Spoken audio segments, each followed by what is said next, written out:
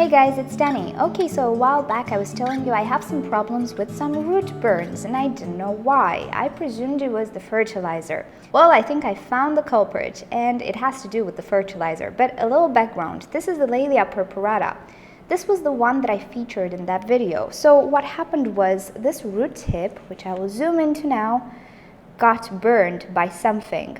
And on that video, I got many answers that Seramis might be the culprit, but I did rule it out because this root tip never touched the Seramis. The only things it touched was the air and the water, so it had to be something from the water. So ever since then, I only used osmosis water, no fertilizer at all, and ever since then, I had no more issues, and this orchid is actively growing roots everywhere that have no staining and of course no tip burns. So most probably did have to do something with the fertilizer because I had the same issue in Synthic. So here is my Stanhopeia marizana. She resides in the cool room right now, but she's pulling through slowly but surely. So here you go. Do you see this root right here? She's not looking hot. She does have burn stains. And as you can see, this is potted in Seramis. I did fertilize her, and the same result. Not all the roots are affected, but just some of them. And this is valid for most of the orchids affected. They only have a few or just one root tip burned, but all the other roots are okay. So the only logical explanation would have been that the fertilizer had something that did not dissolve. Well, let's just look at that fertilizer. And here is my little jar of dissolved fertilizer. It has been sitting like this for about 2 hours. Alrighty, let's stir it up a little bit. Hopefully the camera will pick it up.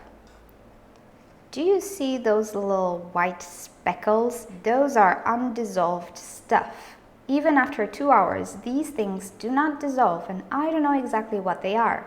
So I think these are actually the culprit. They might be some salts that are affecting some of the roots because they simply do not dissolve. But this doesn't really mean that the fertilizer is bad or that I shouldn't use it. But it just means I need to filter this somehow.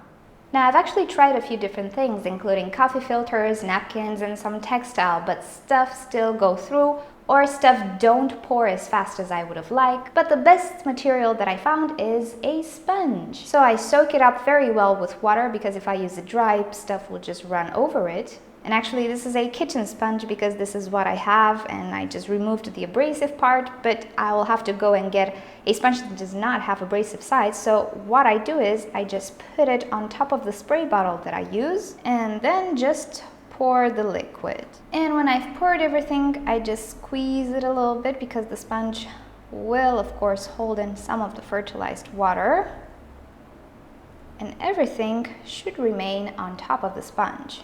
Now let's just see how the water inside looks like.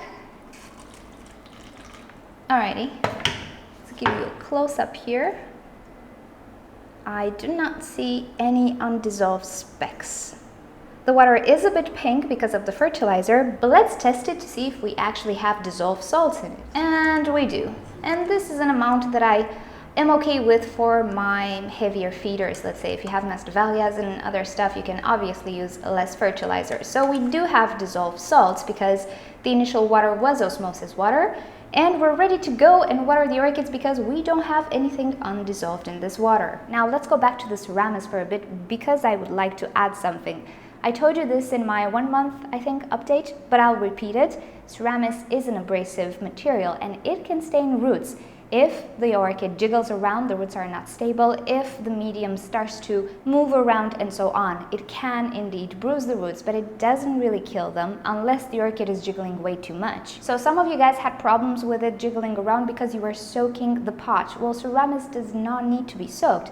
You can absolutely water from the top even if you don't have clay pots, even if you're using a mixture of Seramis with something or plastic pots. Of course, it depends on the ratio of Seramis you have. But even with a plastic pot, if you just water the top, get everything wet, you will not move around the Seramis quite at all. You can let it be for an hour or so for the Seramis to soak up the water, and then you can absolutely dump the water in the tray And that's about it. You're not gonna move the Seramis around and you will not bruise the roots. And of course, make sure that your orchid is very stable in her pot, because if she jiggles a lot in her pot, indeed those fresh new roots can be severely damaged. However, as you could see in my case, that root that burned did not touch the Seramis at all. It was very high. So for now, I think this was the culprit. I did investigate the fertilizer quite well this time, and those undissolved salts really might have been the problem. So from now on, I'll just do what I showed you and filter the mix with the fertilizer and the water before adding it into my spray bottle. And hopefully this will do the trick and we won't have trouble anymore. Okay, thank you guys for watching. Hope you found this useful. If you'd like to see more orchid videos from me, simply subscribe to my channel. I post on a daily basis. Also, feel free to leave me comments, suggestions, or questions you might have in the comment section below. I always check them. And if you ever want to send me a letter, do so at the address you see on the screen here or in the description below. Choose an option on the screen if you'd like to visit my website orchidnature.com, or if you'd like to watch another orchid video. Don't forget to rate and subscribe, and thank you for watching. I'll see you all next time. Bye!